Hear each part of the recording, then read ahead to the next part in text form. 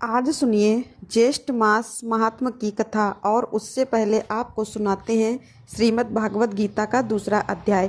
श्री भगवान देवी लक्ष्मी जी से कहते हैं, लक्ष्मी भगवत गीता के प्रथम अध्याय के महात्म का उत्तम उपाख्यान मैंने तुम्हें सुना दिया।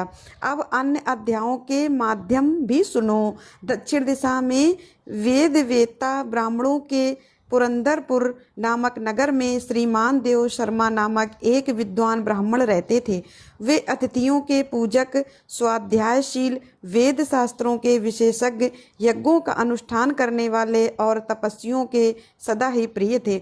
उन्होंने उत्तम द्रव्यों के द्वारा अग्नि में हवन करके बहुत लंबे समय तक देवताओं को तृप्त किया, किंतु उन धर्मात्मा ब्राह्मण को कभी सदा रहने वाली शांति नहीं मिली। वे परम कल्याणमय तत्वों का ज्ञान प्राप्त करने की इच्छा से प्रतिदिन प्रचुर सामग्रियों के द्वारा सत्य संकल्प वाले तपस्वियों की सेवा करने लगे। इस प्रकार शुभ आचरण करते हुए उन्हें बहुत समय बीत गया।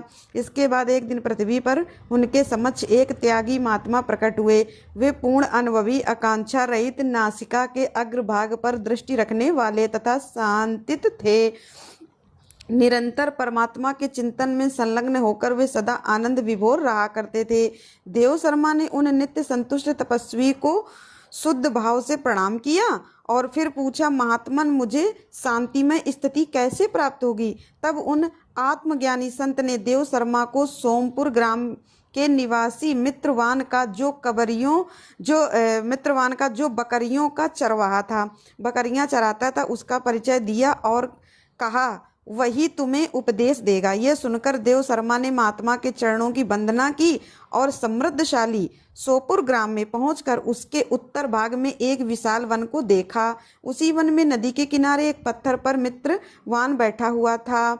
उसके नेत्र आनंद से निश्चल हो रहे थे और वह बिना पलक झपकाए लगातार देख रहा था। वह स्थान आपस का स्वाभाविक वैर छोड़कर एकत्रित हुए परस्पर विरोधी जंतुओं से घिरा हुआ था। वहाँ उद्यान में मंद मंद हवा चल रही थी। मृगों के झुंड शांत भाव से बैठे थे और मित्रवान दया से भरी हुई आनंदमय मनोहारिणी दृष्टि से पृथ्वी पर मनो अमृत छिड़क रहा था। इस रूप में उसे देखकर देव शर्मा का मन प्रसन्न हो गया। वे उत्सुक होकर बड़े विनय के साथ मित्रवान के पास गए। मित्रवान ने भी अपने मस्तक को थोड़ा झुकाकर देव शर्मा का सत्कार किया। इसके बाद विद्वान देव शर्मा अनन्य चित्त से मित्रवान के पास गए और उसके ध्यान का समय समाप्त हो गया। उस समय उन्होंने अपने मन की बात पूछी, महाभाग, मैं आत्मा का ज्ञान प्राप्त करना चाहता हूँ। मेरे इस मनोरथ की पूर्ति के लिए मुझे किसी ऐसे उपाय का उपदेश कीजिए जिसके द्वारा सिद्धि प्राप्त हो चुकी हो। देव शर्मा की बात सुनकर मित्रवान ने एक क्षण तक कुछ विचार किया और उसके बाद इस प्रकार कहा, विद्वान, एक समय की बात है, मैं वन के भीतर बकरियों की रक्षा कर रहा था। इतने में ही एक भयंकर बाघ पर मेरी दृष्टि पड़ी। वह बाघ मानुष सबको खा लेना चाहता हो। मैं मृत्यु से डरता था, इसलिए व्याघ्र को आते देखकर बकरियों के झुंड को आगे करके मैं वहां से भाग गया, किंतु एक बकरी तुरंत ही सारा भय छोड़कर नदी के किनारे उस व्याघ्र के पास बेरोक टोक चली गई। फिर तो व्याघ्र भी द्वेष छोड़कर चुपचाप खड़ा हो गया। उसे इस अवस्था में देखकर बकरी उससे बोली, व्याघ्र, तुम्हें तो तुम्हारा मनपसंद भोजन प्राप्त हुआ है। मेरे शरीर में मांस निकालकर प्रेम पूर्वक खाओ ना। तुम इतनी देर से क्यों खड़े हो? तुम्हारे मन में मुझे खाने का विचार क्यों नहीं आ रहा है? तब वह व्याघ्र बोला, बकरी, इस स्थान पर आते ही मेरे मन से द्वेष का सारा भाव निकल गया, भूख प्यास भी मिट गई, इसलिए पास आने पर भी अब मैं तुम्हें खाना नहीं चाहता। व्याघ्र के ऐसा कहने पर वह बकरी बोली, ना जाने मैं कैसे इतनी निर्भय हो गई हूँ। व्याघ्र, इसमें क्या कारण हो सकता है? अगर तुम जानते हो तो बताओ। यह सुनकर व्याघ्र ने कहा, नहीं, मैं भी नहीं जानता। चलो सामने खड़े हुए इन महापुरुष से ही पूछते हैं। ऐसा निश्चय करके वे दोनों वहां से चल पड़े। उन दोनों के स्वभाव में ये विचित्र परिवर्तन देखकर मैं बड़ा आश्चर्य में पड़ा था। इतने में ही उन्होंने मुझसे आकर प्रश्न किया, वहाँ वृक्ष की शाखा पर एक वानर था। उन दोनों के साथ मैंने भी वानर से पूछा, विप्रवर। मेरे पूछने पर वानर राज ने आदरपूर्वक कहा कि अजापाल सुनो, इस विषय में मैं तुम्हें प्राचीन वृतांत सुनाता हूँ। यह सामने वन के भीतर जो बहुत बड़ा मंदिर है उसकी ओर देखो। इसमें ब्रह्मा जी का स्थापित किया हुआ एक शिवलिंग है। पूर्व समय में यहाँ सुकर्मा नाम के एक बुद्धिमान महात्मा रहते थे, जो तपस्या में संलग्न होकर इस मंदिर में नित्य प्रति उपासना करते थे। वे वन में से फूलों का संग्रह करके लाते और नदी के जल से पूजनीय भगवान शंकर को स्नान कराकर उन्हीं से उनकी पूजा किया करते थे। इस प्रकार आराधना का काम करते हुए सुकर्मा यहाँ रहा करते थे। बहुत समय के बाद उनके पास किसी अतिथि का आना हुआ। सुकर्मा ने भोजन के लिए फल लाकर अतिथि को अर्पण किया और कहा, विद्वान, मैं केवल तत्व ज्ञान की इच्छा से भगवान शंकर की आराधना करता हूँ। आज इस आराधना का फल परिपक्व होकर मुझे मिल गया, क्योंकि इस समय आप जैसे महापुरुष ने मुझ पर अनुग्रह जो किया है। सुकर्मा के ये मधुर वचन सुनकर तपस्या के धनी महात्मा अतिथि को बड़ी प्रसन्नता हुई। उन्होंने एक शिलाखंड पर भगवद गीता का दूसरा अध्याय लिख दिया और ब्राह्मण को उसके पाठ और अभ्यास के लिए आज्ञा देते हुए कहा, ब्राह्मण, इससे तुम्हारा आत्मज्ञान संबंधी मनोरथ अपने आप सफल हो जाएगा। ऐसा कहकर वे बुद्धिमान तपस्वी सुकर्मा के सामने ही उनके देखते ही अंतर्ध्याय हो गए। सुकर्मा आश्चर्यचकित होकर उनके आदेश के अनुसार निरंतर भगवद गीता के द्वितीय अध्याय का अभ्यास करने लगे। इसके बाद बहुत लंबे समय के बाद अंतःकरण शुद्ध होकर उन्हें आत्मज्ञान की प्राप्ति हुई। फिर तो वे जहाँ जहाँ गए वहाँ का तपोवन शांत हो गया। उनमें शीत उष्ण और राग द्वेष आदि की बाधाएं दूर हो गईं। इतना ही नहीं, उन स्थानों में भूख प्यास का कष्ट भी जाता रहा और भय का सर्वथा वहाँ अभाव हो गया। यह सब द्वितीय अध्याय का जप करने वाले सुकर्मा ब्राह्मण की तपस्या का ही प्रभाव समझो। मित्रवान ने कहा, वानर राज के ऐसा कहने पर मैं प्रसन्नता पूर्वक बकरी और बाघ के साथ उस मंदिर की ओर गया।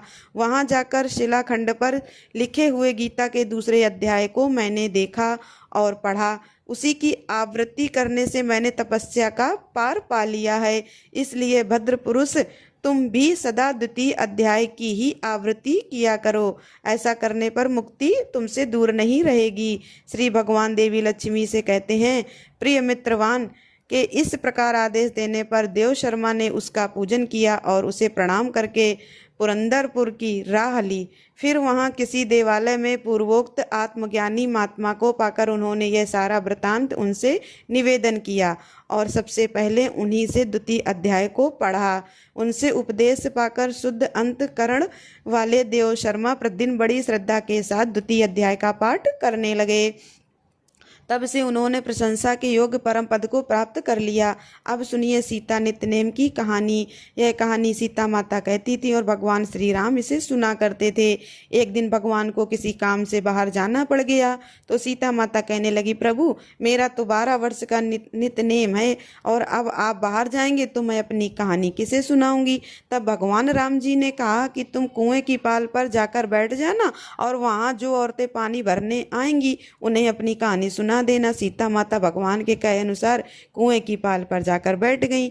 तभी एक स्त्री आई जिसने रेशम जरी की साड़ी पहन रखी थी और सोने का घड़ा ले रखा था। सीता माता ने उसे देखा तो कहने लगी कि बहन, मेरा 12 वर्ष का नित्यनेम सुन लो। तब वह स्त्री बोली, मैं तुम्हारा नित्यनेम सुनूंगी तो मुझे तो घर जाने में देर हो जाएगी, फिर मेरी सास मुझसे लड़ेगी। उसने कहानी नहीं सुनी और चली गई। घर जाते ही उसकी रेशम जरी की साड़ी फट गई, सोने का घड़ा मिट्टी के घड़े में बदल गया। यह सब देखकर सासू माँ ने का पूछा, अरे बहू, यह किसका दोष अपने सिर पर लगाकर आई हो। तब बहू ने कहा कि माँ जी, कुएं पर एक औरत बैठी थी, उसने कहानी सुनने के लिए कहा लेकिन मैंने नहीं सुनी, जिसका यह फल मुझे मिला है। अब बहू की बात सुनकर अगले दिन वही साड़ी और घड़ा लेकर सास कुएं की पाल पर गई। सास को वहीं पर सीता माता बैठी मिली तो सीता माता ने उनसे भी कहा कि बहन, मेरी कहानी सुन लीजिए। सास बोली कि एक बार छोड़, मैं 4 बार कहानी सुन लूँगी। तब सीता माता ने कहना शुरू किया, राम आए लक्ष्मण आए देश के पुजारी आए, नित्य नेम का नेम लाए, आओ राम बैठो राम, तपी रसोई झीमो राम, माखन मिश्री खाओ राम, दूध बतासा पियो राम, सूत के पल का मोठो राम, साल दुसाला पोठो राम, साल दुसाला ओढ़ो राम, जब बोलूं जब राम ही राम, राम सवारे सबके काम, खाली घर भंडार भरेंगे, सबका बेड़ा पार करेंगे, श्री राम जय जय राम। सास बोली कि बहन कहानी तो बहुत अच्छी लगी। कहानी सुनकर सास घर चली गई और उसकी वह साड़ी फिर से रेशम जरी की बन गई और मिट्टी का घड़ा भी सोने के घड़े में बदल गया।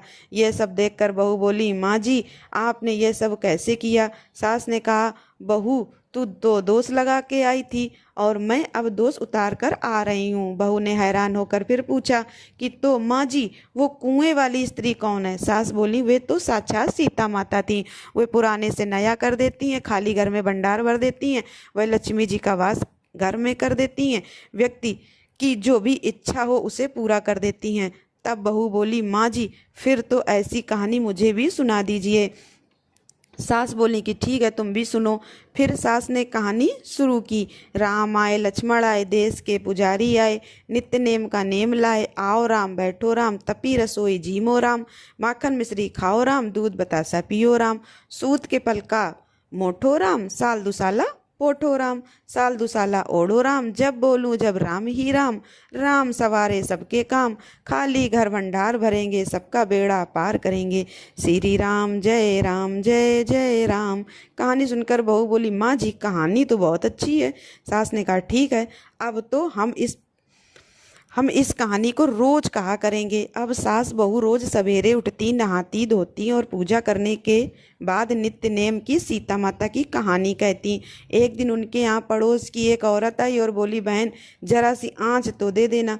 तो वे बोली कि आँच तो अभी तक हमने जलाई ही नहीं। पड़ोसन ने पूछा, तो फिर तुम सुबह 4 बजे से उठकर कर क्या रही हो? उन्होंने बताया कि सुबह उठकर हम तो पहले पूजा करते हैं, फिर सीता माता नित्य नेम की कहानी कहते हैं। पड़ोसन ने उनकी बात सुनकर फिर पूछा, सीता माता की कहानी कहने से तुम्हें क्या मिला? तब वो बोली कि इनकी कहानी कहने से घर में भंडार भर जाते हैं, सारे काम सिद्ध हो जाते हैं, मन की इच्छा भी पूरी होती है।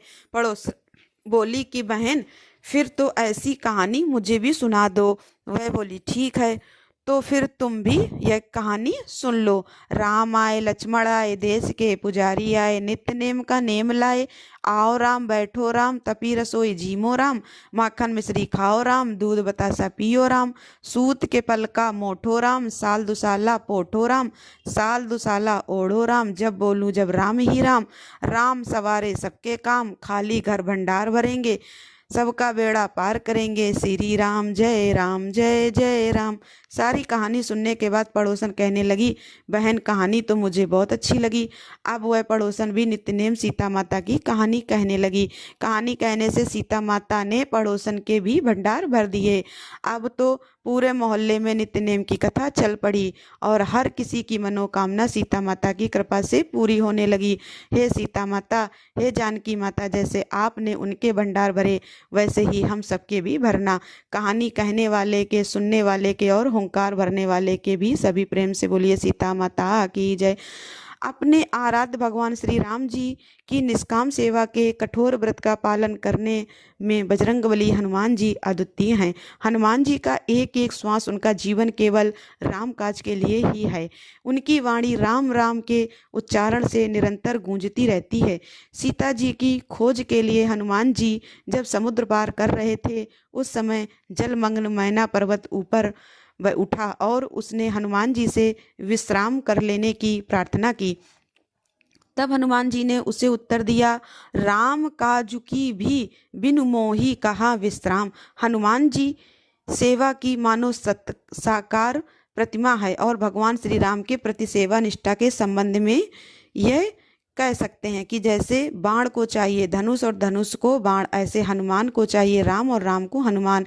अयोध्या में भगवान श्री राम जी का राज्याभिषेक होने के बाद हनुमान जी भी वहीं रहने लगे थे। उन्हें तो प्रभु श्री राम जी की सेवा का व्यसन था। सच्चे सेवा का लक्षण ही है कि वह आराध्य के चित्त की हर बात जान लिया करते हैं। उसे पता रहता है कि मेरे स्वामी को कब क्या चाहिए, कब क्या प्रेम लगेगा। श्री राम जी को कोई भी वस्तु चाहिए तो हनुमान जी पहले से ही लेकर उपस्थित हो जाते हैं। किसी कार्य, किसी पदार्थ के लिए संकेत तक करने की आवश्यकता नहीं होती। हनुमान जी की सेवा का यह परिणाम हुआ कि भरत आदि भाइयों को श्री राम जी की सेवा का कोई भी अवसर प्राप्त करना बड़ा मुश्किल हो गया। इससे घबराकर सबने मिलकर एक योजना बनाई और श्री राम जी को अपनी ओर मिला लिया। प्रभु की समस्त सेवाओं की सूची बनाई गई। कौन सी सेवा कब कौन करेगा यह उसमें लिख दिया गया। अब जब हनुमान जी प्रातःकाल सरयू स्नान करने गए तब इसी अवसर का लाभ उठाकर तीनों भाइयों ने वह सूची जिसमें सभी को सेवा सौंपी गई थी भगवान के सामने लाकर रख दी गई। भगवान ने देखा कितनी लंबी सूची में कहीं भी हनुमान जी का नाम नहीं है, यानी कि हनुमान जी कोई भी सेवा नहीं दी गई है। तब उन्होंने भी मुस्कुराते हुए उस योजना पर अपनी सहमति दे दी। हनुमान जी को इस बारे में कुछ भी पता नहीं था। दूसरे दिन प्रातः सरयू में स्नान करके हनुमान जी का जब अपने नियमित दिनचर्या के अनुसार श्री राम जी के पास जाने लगे तो उन्हें द्वार पर भाई शत्रुघ्न ने रोक लिया और कहने लगे, आज से श्री राम जी की सेवा का प्रत्येक कार्य विभाजित कर दिया गया है, जिसके लिए जब जो सेवा निश्चित की गई है वही उस सेवा को करेगा। और श्री राम ने भी इस व्यवस्था को अपनी स्वीकृति दे दी है। अब यह बात सुनकर हनुमान जी बोले, प्रभु ने अगर स्वीकृति दे दी है तो फिर भला उसमें कहना ही क्या है। बस सेवा की व्यवस्था बता दीजिए। मेरे हिस्से में जो सेवा आई है मैं उसे करता रहूँगा। सेवा की सूची सुना दी गई, लेकिन उसमें कहीं भी हनुमान जी का कोई नामो निशान तक नहीं था, यानी कि उनको कोई सेवा ही नहीं दी गई थी, क्योंकि अब कोई सेवा बची ही नहीं थी। सूची सुनकर हनुमान जी ने कहा, इसका मतलब इस सूची में अब जो भी सेवा बच गई है वो मेरी रहेगी। हनुमान जी की बात सुनकर सबने तुरंत सिर हिला दिया, क्योंकि उस सूची में भगवान श्री राम जी की सुबह से लेकर रात तक की जो भी दिनचर्या रहती थी या जो भी भावी सेवा उनके लिए हो सकती थी उस सब की सूची बनाकर रख दी गई थी और इसके अलावा कोई सेवा बचती ही नहीं थी। तो यह जानकर सभी लोग निश्चित थे, तो उन्होंने सहमति देते हुए कह दिया कि ठीक है, इसके अलावा जो भी सेवा होगी हनुमान जी वो आप कीजिएगा। हनुमान जी ने कहा, लेकिन इस पर भगवान की स्वीकृति भी तो मिलनी चाहिए। भगवान श्री राम जी ने हनुमान जी की तरफ देखा, देखकर कुछ सोचते हुए अपनी सहमति दे दी।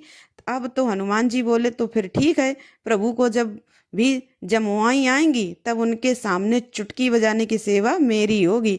हनुमान जी की यह बात सुनते ही सब लोग तो चौंक गए, क्योंकि भगवान की सेवा की सारी व्यवस्था कर दी गई थी, लेकिन किसी का भी ध्यान इस सेवा पर तो गया ही नहीं था कि भगवान को जमुआई भी आ सकती हैं और उनकी जमाई को दूर करने के लिए चुटकी भी बजाई जा सकती है। लेकिन हनुमान जी अपने भगवान की हर एक गतिविधि को जानते थे। हनुमान जी की बात सुनकर बाकी सभी लोग हैरान परेशान थे, सोचने लगे कि अब क्या करें, हनुमान जी को प्रभु से थोड़ा दूर कैसे रखें। लेकिन अब तो हनुमान जी की बात पर प्रभु की स्वीकृति भी मिल चुकी थी। चुटकी सेवा के कारण हनुमान जी अब राजसभा में दिन भर श्री राम जी के चरणों के पास उनके मुख की ओर टकटकी लगाए बैठे रहते, क्योंकि जमाई आने का कोई समय तो हुआ ही नहीं। रात्रि हुई, स्नान और भोजन करके श्री राम अंतःपुर में विश्राम करने पधारे तो हनुमान जी उनके पीछे चल पड़े। द्वार पर सेविका ने रोक दिया कि हनुमान जी आप भीतर नहीं जा सकते। हनुमान जी यह सुनकर वहां से हटकर राजभवन के ऊपर एक कंगूरे पर जाकर बैठ गए और वहीं पर बैठकर चुटकी बजाने लगे। लेकिन यह क्या हुआ, श्री राम जी का मुख तो खुला का खुला रह गया। अब इस सिंहासन पर विराजमान है ना, कुछ बोले रहे ना कोई संकेत कर रहे हैं, बस मुख खोले बैठे हुए हैं। श्री राम जी की ऐसी दशा देखकर श्री जानकी जी तो व्याकुल हो गई। तुरंत ही माताओं और भाइयों को यह समाचार दे दिया गया। सब चकित और व्याकुल, लेकिन किसी को कुछ सूझता ही नहीं था कि ऐसा क्यों हुआ, प्रभु का मुख खुला हुआ क्यों है, वे किसी के प्रश्न का कोई उत्तर क्यों नहीं दे रहे हैं, कोई संकेत क्यों नहीं दे रहे हैं। आखिरकार गुरु वशिष्ठ जी को बुलवाया गया। प्रभु ने उनके चरणों में मस्तक रखा, किंतु मुख खुला का खुला रहा। वे मुख से कुछ भी नहीं बोल पाए। तब वशिष्ठ जी ने इधर उधर देखकर पूछा, हनुमान जी कहाँ हैं, उन्हें बुलाओ। तो जब हनुमान जी को ढूंढा गया तब तो वे श्री राम जी के ही कक्ष के ठीक ऊपर कंगूरे पर बैठे चुटकी बजाए जा रहे हैं।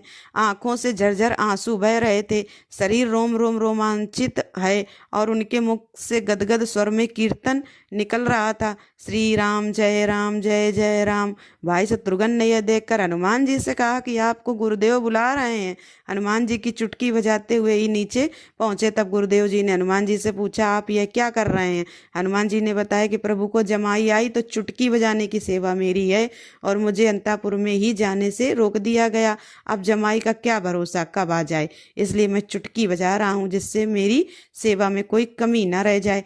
हनुमान जी का उत्तर सुनकर वशिष्ठ जी ने कहा कि तुम तो बराबर चुटकी बजा रहे हो, इसलिए श्री राम जी को तुम्हारी सेवा स्वीकार करने के लिए जरंभड़ मुद्रा यानी उबासी की मुद्रा में रहना पड़ रहा है। अब कृपा करके इसे बंद भी कर दो। श्री राम जी के रोग का निदान सुनकर सबकी सांस में सांस आई। फिर हनुमान जी ने चुटकी बजाना बंद कर दिया तो प्रभु ने भी अपना मुख बंद कर लिया। अब हनुमान जी हंसते हुए बोले, तो फिर मैं यही प्रभु के सामने बैठूं और सदैव सभी जगह जहाँ जहाँ वे जाएं उनके मुख को देखता हुआ साथ बना रहूं, क्योंकि प्रभु को कब जमाई आएगी इसका तो कोई निश्चित समय है नहीं। प्रभु श्री राम ने हनुमान जी की यह बात सुनकर कनखियों से श्री जानकी जी को देखकर कहा, मानो कह रहे हों और करो सेवा का विभाजन। हनुमान जी को मेरी सेवा से वंचित करने का फल देख लिया ना। सारी स्थिति समझकर वशिष्ठ मुनि ने ही कहा, यह सब रहने दो हनुमान, तुम जैसे पहले सेवा करते थे वैसे ही करते रहो। और अब भला गुरुदेव की व्यवस्था में कोई कह भी क्या सकता था, क्योंकि गुरु का आदेश तो सर्वोपरि है। और यही कारण है कि श्री राम पंचायतन में हनुमान जी के छठे सदस्य के रूप में अपने प्रभु श्री राम जी के चरणों में निरंतर उनके मुख की ओर टकटकी लगाए हाथ जोड़कर बैठे रहते हैं। तो ये थी हनुमान जी की कथा। सभी प्रेम से बोलिए सियापति रामचंद्र की जय, बजरंगबली हनुमान जी की जय। अब सुनिए ज्येष्ठ मास महात्मा का चौथा अध्याय।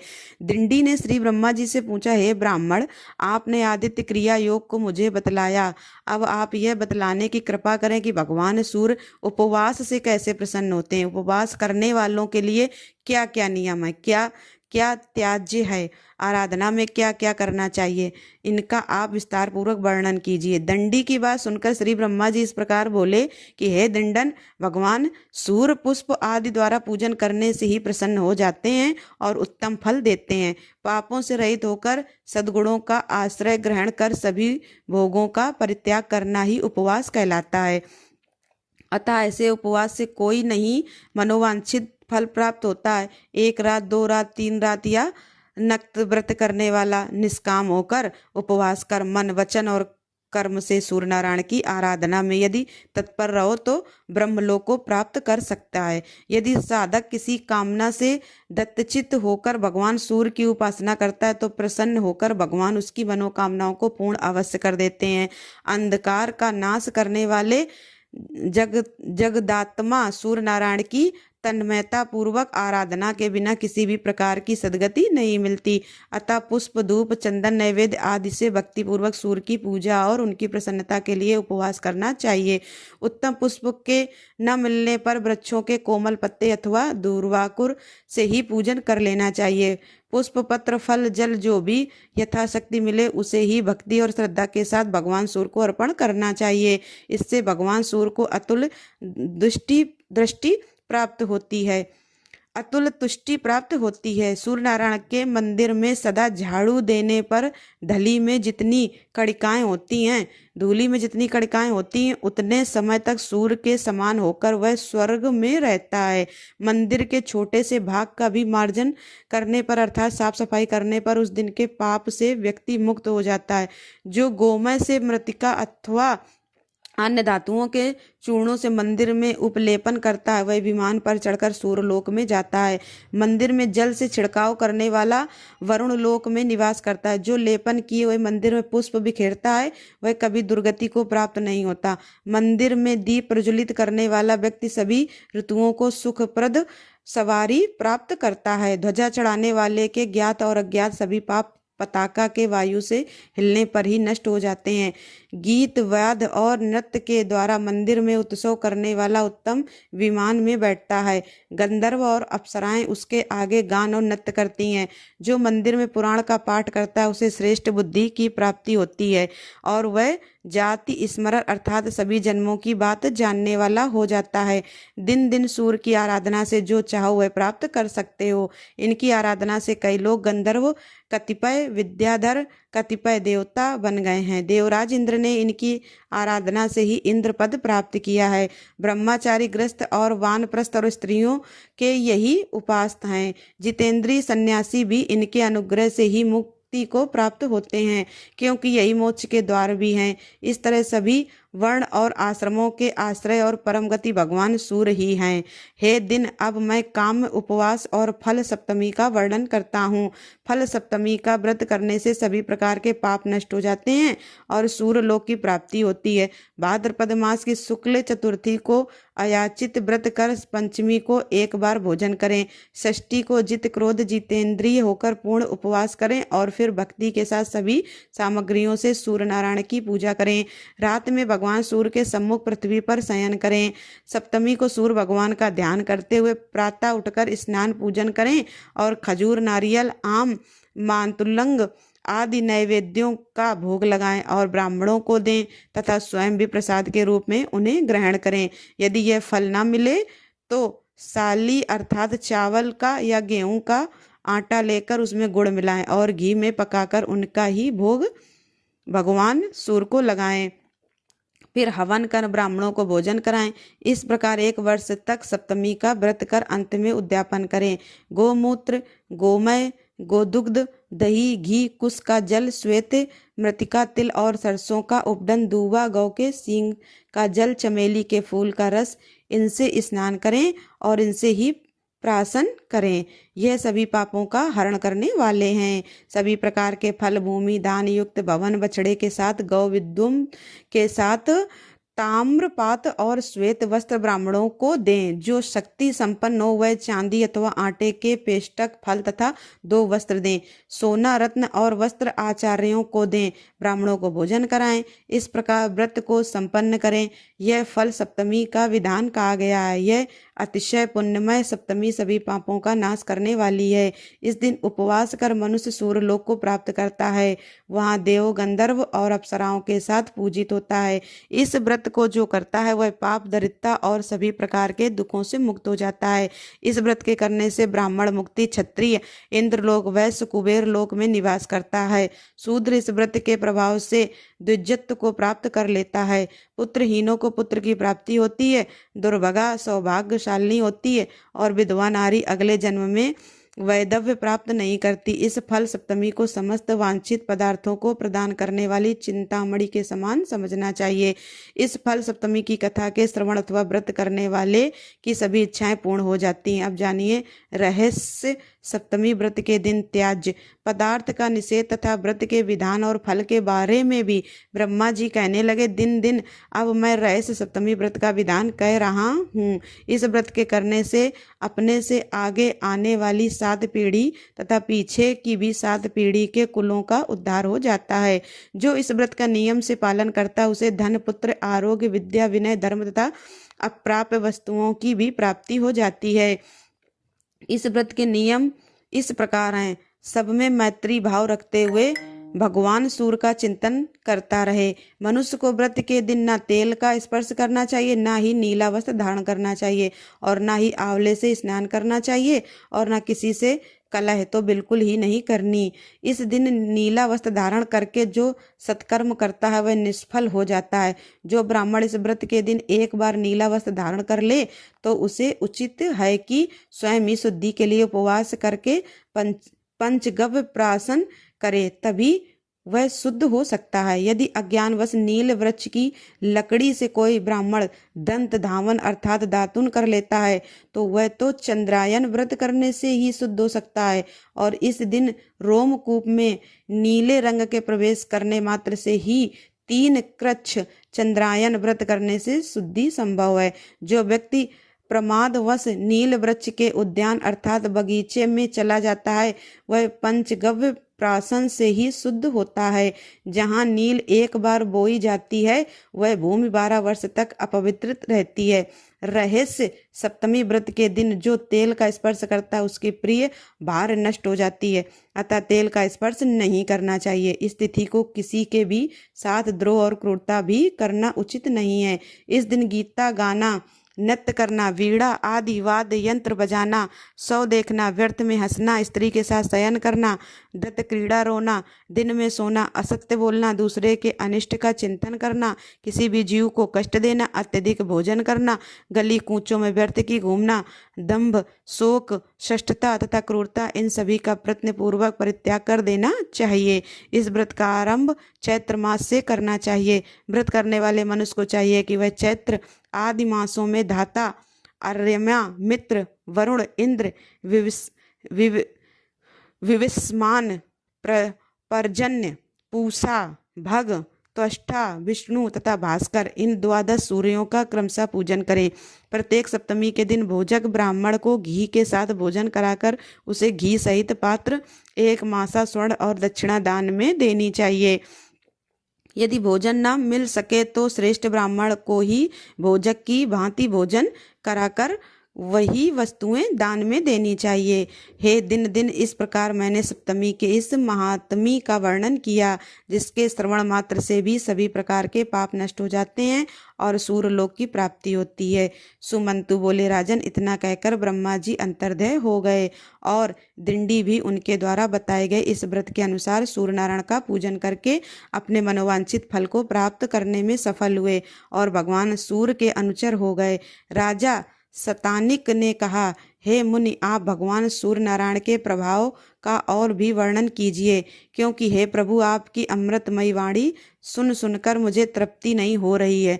तब सुमंतु जी ने कहा, हे राजन, इस विषय में शंख और द्विज का जो संवाद हुआ है उसे अब आप सुनिए, जिसे सुनकर मानव संपूर्ण पापों से मुक्त हो जाता है। एक अत्यंत रमणीय आश्रम था जिसमें सभी वृक्षों फलों के भार से झुक रहे थे। कहीं मृग अपनी सींगों से परस्पर एक दूसरे के शरीर में खुजला रहे थे, तो किसी दिशा में मयूरों का नृत्य और भ्रमरों की मधुर ध्वनि का गुंजार हो रहा था। ऐसे मनोहारी आश्रम में अनेक तपस्वियों से सेवित भगवान सूर्य के अनन्य भक्त शंख नाम के एक मुनि रहते थे। एक बार भोजक कुमारों ने मुनि के समीप जाकर विनय पूर्वक अभिवादन कर निवेदन किया कि हे महाराज, वेदों के विषय में हमें संदेह है, कृपया आप उसका निवारण कीजिए। उन विनय भोजकों की इस प्रार्थना को सुनकर प्रसन्न हुए शंख मुनि उन सभी को वेद अध्ययन कराने लगे। एक दिन वे सभी कुमार वेद का अध्ययन कर रहे थे कि उसी समय एक परम तपस्वी द्विज नाम के एक श्रेष्ठ मुनि वहां पहुंचे। अमित तेजस्वी उन शंख मुनि ने उनकी विधिवत अर्चना की और उन्हें आसन पर विराजमान कराया। उन कुमारों ने भी उनकी वंदना की, जिससे द्विज बहुत प्रसन्न हुए। तब शंख मुनि उन भोजक कुमारों से इस प्रकार कहने लगे कि शिष्ट पुरुषों के आगमन से अंध्याय होता है, अतः तुम सब इस समय अपना अध्ययन समाप्त करो। यह सुनते ही कुमारों ने अपने अपने ग्रंथ बंद कर दिए। द्विज ने शंख मुनि से पूछा कि यह बालक कौन है और क्या पढ़ रहे हैं। तब शंख मुनि कहने लगे कि महाराज, यह भोजक कुमार हैं। सूत्र और कल्प के साथ चारों वेद, सूर्य नारायण के पूजन और हवन का विधान, प्रतिष्ठा विधि, रथ यात्रा की रीति तथा सप्तमी तिथि के कल्प का यह अध्ययन कर रहे हैं। द्विज ने फिर से पूछा, हे मुनि, सप्तमी व्रत का क्या विधान है और भगवान सूर्य के अर्चन की क्या विधि है? सूर्य मंदिर में गंध पुष्प द्वीप आदि देने से क्या फल प्राप्त होता है? किस व्रत नियम और दान से भगवान सूर्य नारायण प्रसन्न होते हैं? उन्हें कौन से पुष्प धूप तथा उपहार दिए जाते हैं? यह सब मैं भी सुनना चाहता हूँ, इसे आप बताइए। सूर्य नारायण के महात्म की भी विशेष रूप से चर्चा कीजिए। तब शंख मुनि कहने लगे कि इस प्रसंग में मैं महाराज सा और महर्षि वशिष्ठ के संवाद का वर्णन कर रहा हूँ, ध्यान पूर्वक सुनो। एक बार शाम महर्षि वशिष्ठ जी के पवित्र आश्रम में गए। वहां जाकर उन्होंने नियतमा वशिष्ठ जी के चरणों में प्रणाम किया और हाथ जोड़कर विनीत भाव से खड़े हो गए। महर्षि वशिष्ठ जी ने भी उनकी भक्ति भाव को देखकर प्रसन्न मन से उनसे पूछा, श्राप दे सांप तुम्हारा तो संपूर्ण शरीर भयंकर कुष्ठ रोगों से विदर्ण हो गया था, यह सर्वथा रोग मुक्त कैसे हुआ और तुम्हारे शरीर की दिव्य कांत और शोभा कैसे बढ़ गई, यह सब मुझे बताओ। तब सा ने कहा, महाराज मैंने भगवान सूर्य नारायण की आराधना उनके सहस्त्र नामों द्वारा की है। उसी आराधना के प्रभाव से उन्होंने प्रसन्न होकर मुझे साक्षात दर्शन दिए और उनसे ही मुझे वर की भी प्राप्ति हुई है। वशिष्ठ जी ने पूछा कि तुमने किस विधि से सूर्यदेव की आराधना की, तुम्हें किस व्रत तप अथवा दान से उनका साक्षात दर्शन हुआ, यह सब विस्तार पूर्वक बतलाओ। सांब कहने लगे कि महाराज जिस विधि से मैंने भगवान सूर्य को प्रसन्न किया है वह सारा वृत्तांत अब आप भी ध्यान पूर्वक सुनिए। आज से बहुत पहले मैंने अज्ञानवश दुर्वासा मुनि का उपहास किया था, इसलिए क्रोध में आकर उन्होंने मुझे कुष्ठ रोग से ग्रसित होने का श्राप दे डाला, जिससे मैं कुष्ठ रोगी हो गया। तब अत्यंत दुखी और लज्जित होते हुए मैंने अपने पिता अर्थात भगवान श्री कृष्ण के पास जाकर निवेदन किया कि हे तात, मैं दुर्वासा मुनि के श्राप से कुछ रोग से ग्रस्त अत्यधिक पीड़ित हो रहा हूँ। पिताश्री, मेरा शरीर गलता जा रहा है, कंठ का स्वर भी बैठता जा रहा है और पीड़ा से प्राण निकले जा रहे हैं। वैद्यों आदि के द्वारा उपचार कराने पर भी मुझे शांति नहीं मिलती। अब आपकी आज्ञा प्राप्त कर मैं प्राण त्यागना चाहता हूँ, अतः आप मुझे यह आज्ञा देने की कृपा करें जिससे मैं इस कष्ट से मुक्त हो सकूं। मेरा यह दीन वचन सुनकर उन्हें बड़ा दुख हुआ और फिर उन्होंने क्षण भर विचार कर मुझसे कहा कि पुत्र, धैर्य धारण करो और चिंता मत करो, क्योंकि जैसे सूखे तिनकों को आग जलाकर भस्म कर देती है, वैसे ही चिंता करने से रोग और अधिक कष्ट देता है। भक्ति पूर्वक तुम देव आराधना करो, उससे सभी रोग नष्ट हो जाएंगे। पिता के ऐसे वचन सुनकर मैंने पूछा कि तात, ऐसा कौन सा देवता है जिसकी आराधना करने से इस भयंकर रोग से मुझे मुक्ति मिल सके। तब भगवान श्री कृष्ण कहने लगे कि पुत्र, एक समय की बात है, योगी श्रेष्ठ याज्ञवल्क्य मुनि ने ब्रह्मालोक में जाकर पद्म योनि श्री ब्रह्मा जी को प्रणाम किया और उनसे पूछा कि महाराज, मोक्ष प्राप्त करने के इच्छुक प्राणी को किस देवता की आराधना करनी चाहिए? अक्षय स्वर की प्राप्ति किस देवता की उपासना करने से हो जाती है? यह चराचर विश्व किससे उत्पन्न हुआ है और किसमें लीन हो जाता है? इन सब का कृपया आप वर्णन कीजिए। तब श्री ब्रह्मा जी बोले, महर्षि, आपने तो बहुत अच्छा प्रश्न पूछा है, जिसे सुनकर मैं भी अत्यंत प्रसन्न हूँ। मैं आपके प्रश्नों का उत्तर दे रहा हूँ, इसे ध्यानपूर्वक सुनिए। जो देव श्रेष्ठ अपने उदय के साथ ही समस्त जगत का अंधकार नष्ट कर तीनों लोकों को प्रतिभासित कर देते हैं, वे अजर अमर अव्यय शाश्वत अक्षय शुभ अशुभ के जानने वाले कर्म साक्षी सर्वदेवता और जगत के स्वामी हैं। उनका मंडल कभी क्षय नहीं होता। वे पितरों के पिता, देवताओं के भी देवता, जगत के आधार, सृष्टि स्थिति तथा संहार करता है। योगी पुरुष वायु रूप होकर जिनमें लीन हो जाते हैं, जिनकी सहस्त्र रश्मियों में मुनि सिद्धगण और देवता निवास करते हैं। जनक, व्यास, सुखदेव, वालिखल आदि ऋषिगण, पंचसख आदि योगीगण जिनके प्रभा मंडल में प्रविष्ट हुए हैं, ऐसे वे प्रत्यक्ष देवता सूर्य नारायण ही हैं। ब्रह्मा, विष्णु तथा शिव आदि का नाम तो मात्र सुनने में ही आता है, पर सभी को वे दृष्टिगोचर नहीं होते, अर्थात दिखाई नहीं देते, किंतु तिमिर नाशक अर्थात अंधकार का नाश करने वाले सूर्य नारायण सभी को प्रत्यक्ष रूप से दिखाई देते हैं, इसलिए वे सभी देवताओं में श्रेष्ठतम हैं। अतः ये याज्ञवल्क्य आपको भी सूर्य के अलावा अन्य किसी देवता की उपासना नहीं करनी चाहिए। इन प्रत्यक्ष देवता की आराधना करने से सभी फल प्राप्त हो सकते हैं। याज्ञवल्क्य मुनि ने कहा कि महाराज, आपने मुझे बहुत ही उत्तम उपदेश दिया है, जो बिल्कुल सत्य है। मैंने तो पहले भी बहुत बार सूर्य नारायण के महात्मा को सुना है, जिनके दक्षिण अंग से विष्णु, वाम अंग से स्वयं आप और ललाट से रुद्र उत्पन्न हुए हैं। उनकी तुलना और कौन देवता कर सकते हैं? उनके गुणों का वर्णन भला किन शब्दों में किया जा सकता है? अब मैं उनकी उस आराधना की विधि को भी सुनना चाहता हूँ, जिसके द्वारा मैं संसार सागर को पार कर जाऊँ। वे कौन से व्रत, उपवास, दान, होम, जप, तप आदि हैं, जिनके करने से सूर्य नारायण प्रसन्न होकर समस्त कष्टों को दूर कर देते हैं? यह सब आप बतलाने की कृपा करें, क्योंकि प्राणियों द्वारा धर्म, अर्थ, काम प्राप्ति के लिए जो प्रयास किए जाते हैं, उनमें वही चेष्टा, वही प्रयास सफल है जो भगवान सूर्य का आश्रय ग्रहण कर अनुष्ठित हो, अन्यथा वे सभी क्रियाएं व्यर्थ हैं। इस अपार घोर संसार सागर में निमग्न प्राणियों द्वारा एक बार भी किया गया सूर्य नमस्कार मुक्ति को प्राप्त करा देता है। भक्ति भाव से परिपूर्ण याज्ञवल्क्य के इन वचनों को सुनकर श्री ब्रह्मा जी प्रसन्न हो उठे और कहने लगे कि याज्ञवल्क्य, आपने सूर्य नारायण की आराधना का जो उपाय पूछा है उसका मैं वर्णन कर रहा हूँ। एकाग्रचित होकर अब आप सुनिए। श्री ब्रह्मा जी बोले, आदि और अंत से रहित सर्वव्याप्त पर ब्रह्मा अपनी लीला से प्रकृति पुरुष रूप धारण करके संसार को उत्तम करने वाले, अक्षर दृष्टि रचना के समय ब्रह्मा, पालन के समय विष्णु और संहार काल में रुद्र का रूप धारण करने वाले हैं। सर्वदेवमय पूज्य भगवान सूर्य नारायण ही हैं। अब मैं भेदा भेद स्वरूप उन भगवान सूर्य को प्रणाम करके उनकी आराधना का वर्णन करूंगा। वह अत्यंत गुप्त हैं, जिसे प्रसन्न होकर भगवान भास्कर ने मुझसे कहा था। श्री ब्रह्मा जी फिर से कहने लगे कि याज्ञवल्क्य, एक बार मैंने भगवान सूर्य नारायण की स्तुति की थी। उस स्तुति से प्रसन्न होकर वे प्रत्यक्ष प्रकट हुए। तब मैंने उनसे पूछा कि महाराज, वेद वेदांगों में और पुराणों में आपका ही प्रतिपादन हुआ है।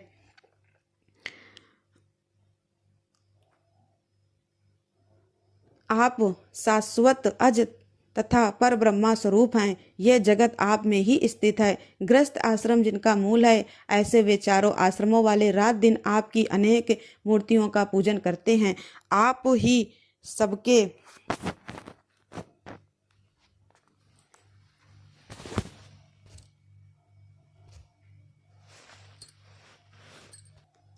माता पिता और पूज्य हैं। आप किस देवता का ध्यान और पूजन करते हैं, मैं इसे नहीं समझ पा रहा हूँ। इसे मैं सुनना चाहता हूँ और मेरे मन में इसके प्रति बड़ा कौतूहल है। भगवान सूर्य ने कहा था, हे ब्राह्मण, यह अत्यंत गुप्त बात है, किंतु आप मेरे परम भक्त हैं, इसलिए मैं इसका यथावत वर्णन कर रहा हूँ।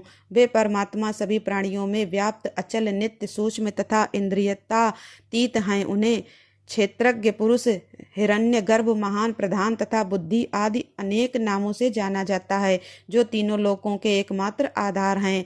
वे निर्गुण होकर भी अपनी इच्छा से सगुण हो जाते हैं, खुद से कोई कर्म नहीं करते और ना तो कर्म फल की प्राप्ति से संलिप्त रहते हैं। वे परमात्मा सब ओर सिर, नेत्र, हाथ, पैर, नासिका, कान तथा मुख वाले हैं।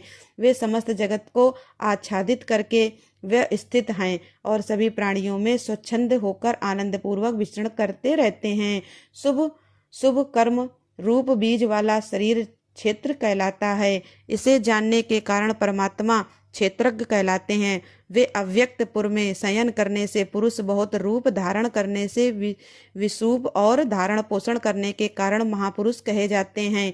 यही अनेक रूप धारण करते हैं। जिस प्रकार एक ही वायु शरीर में प्राण, अपान आदि अनेक रूप धारण किए हैं, और जैसे एक ही अग्नि अनेक स्थान भेदों के कारण अनेक नामों से अभिहित ही की जाती है, ठीक उसी प्रकार परमात्मा भी अनेक भेदों के कारण बहुत सारे रूप धारण करते हैं। जिस प्रकार एक दीप से हजारों दीप प्रज्वलित हो जाते हैं, उसी प्रकार एक परमात्मा से संपूर्ण जगत उत्पन्न होता है। जब वह अपनी इच्छा से संसार का संहार करता है, तब फिर एकाएकी ही रह जाता है। परमात्मा को छोड़कर जगत में कोई स्थावर या जंगम पदार्थ नित्य नहीं है, क्योंकि वे अक्षय, अप्रमेय और सर्वज्ञ कहे जाते हैं। उनसे बढ़कर कोई अन्य नहीं है। वे ही पिता हैं, वे ही प्रजापति हैं। सभी देवता और असुर आदि उन परमात्मा भास्कर देव की आराधना करते हैं और वे उन्हें सद्गति प्रदान करते हैं। प्रिय श्रोताओं, आज का महात्मा यहीं समाप्त हुआ। अब सुनिए श्री सूर्य चालीसा पाठ। श्री रवि हरत हो घोर तम अगणित, किरण पसारी वंदन करु तब चरणन में, अर्घ देव जलधारी। सकल सृष्टि के स्वामी हो, सचराचर के नाथ, निस दिन होत तुमसे ही होवत संध्या प्रभात। जय भगवान सूर्य तमहारी, जय खगेश दिन कर शुभकारी। तुम हो सृष्टि के नेत्र स्वरूपा, त्रिगुणधारी ऋग्वेद स्वरूपा तुम ही कर्ता पालक संहारक भुवन चतुर्दश के संचालक सुंदर बदन चतुर्भुजधारी रश्मि रथ तुम गगन बिहारी चक्र शंख अरु श्वेत कमलधर वर मुद्रा सोहत चोटे कर शीस मुकुट कुंडल गलमाला चारु तिलक तव भाल विशाला सप्त अश्वरथ अति द्रुतगामी अरुण साथी गति अविरामी रक्त वरुण आभूषण धारण अति प्रिय तो हे लाल पदार्थ सर्वात्मा कहे तुम्हें ऋग्वेदा मित्र कहे तुमको सब वेदा पंचदेवों में पूजे जाते मन मन वांछित फल साधक पाते द्वादश नाम जाप उद्धारक रोग शोक अरु कष्ट निवारक माँ कुंती तब ध्यान लगायो दान वीर सूत कर्ण सो पायो राजा युधिष्ठिर तब जस गायो अक्षय पात्र वो वन में पायो शस्त्र त्याग अर्जुन अकुरायो बन आदित्य हृदय से पायो विंध्याचल तब मार्ग में आयो हा करत मेरे से छायो मुनि अगस्त गिरि गर्भ मिटायो निज तप बल से बिंद नवायो मुनि अगस्त तब महिमा गाई सुमेर भय विजय रघुराई तोहे विरोक मधुर फल जाना मुख में लीन ही तोहे हनुमाना तब नंदन शनि देव कहावे पवन के सूत शनि तीर मिटावे यज्ञ व्रत स्तुति तुम्हारी की भेंट शुक्ल यजुर्वेद की दीन सूर्य मुखी खरतर तब रूपा कृष्ण सुदर्शन भानु स्वरूपा नमन तोहे ओंकार स्वरूपा नम नमन आत्मा अरुकाल स्वरूपा दिग दिंगत तब तेज प्रकाशे उज्ज्वल रूप तुम्ही आकाशे दस दिगपाल करत तब सुमिरन अंजल नित्य करत हैं अर्पण त्रिविध ताप हरता तुम भगवन ज्ञान ज्योति करता तुम भगवन सफल बनावे तब आराधना गायत्री जप सरल है साधना संध्या त्रिकाल करत जो कोई पावे कृपा सदा तब होई चित्त शांति सूर्याष्टक देवा व्याधि उपाधि सब हर ही लेवा अष्टदल कमल यंत्र शुभकारी पूजा उपासन तब सुखकारी माघ मास शुद्ध सप्तमी पावन आरंभ हो तब शुभ व्रत पालन भानु सप्तमी मंगलकारी भक्ति दायिनी दोसढ़हारी रविवार सरजो तुमको ध्यावे पुत्राधिक सुख वैभव पावे पाप रूपी पर्वत के विनाशी वज्र रूप तुम हो अविनाशी राहु आन तब ग्रास बनावे ग्रहण सूरता को लग जावे धर्मदान तप करते हैं साधक मिटत राहु तब पीड़ा बाधक सूर्य देव तब कृपा कीजिए दीर्घ आयु बल बुद्धि दीजिए सूर्य उपासना कर नित्य ध्यावे कुष्ठ रोग से मुक्ति पावे दक्षिण दिशा तोरी गति जावे दक्षिणायन वही कहलावे उत्तर मार्गी की तो रथ होवे उत्तरायण तब वो कहलावे मन और वचन कर्म को पावन संयम करता भलित आराधन भरत दास चिंतन करत गरत दिन कर तब ध्यान रखियो कृपा इस भक्तन पे तुम्हारी सूर्य भगवान ओम जय सूर्य भगवान जय हो दिन कर भगवान जगत के नेत्र स्वरूपा तुम हो त्रिगुण स्वरूपा धरत सब ही तब ध्यान ओम जय सूर्य भगवान सारथी अरुण है प्रभु तुम श्वेत कमल धारी तुम चार भुजाधारी अश्व हैं सात तुम्हारे कोटि किरण पसारे तुम हो देव महान ओम जय सूर्य भगवान उषा काल में जब तुम उदयाचल आते सब तब दर्शन पाते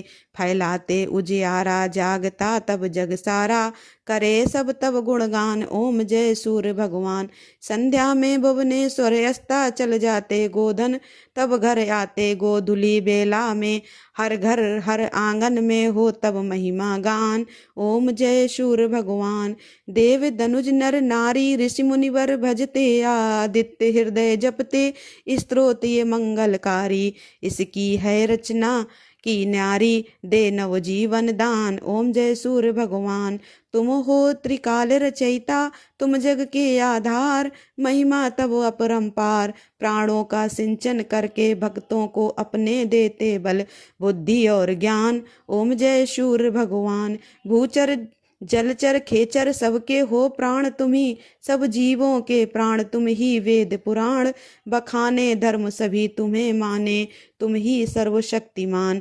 ओम जय जय सूर्य भगवान, पूजन करती दिशाएं पूजे, 10 दिक्पाल तुम भवनों के प्रतिपाल। ऋतुएं तुम्हारी दासी, तुम शाश्वत अविनाशी, शुभकारी अंशुमान। ओम जय सूर्य भगवान, ओम जय सूर्य भगवान। जय हो दिनकर भगवान, जगत के नेत्र स्वरूपा, तुम हो त्रिगुण स्वरूपा, धरत सब ही तब ध्यान। ओम जय सूर्य नारायण, ओम जय सूर्य भगवान, भगवान ओम जय सूर्य भगवान।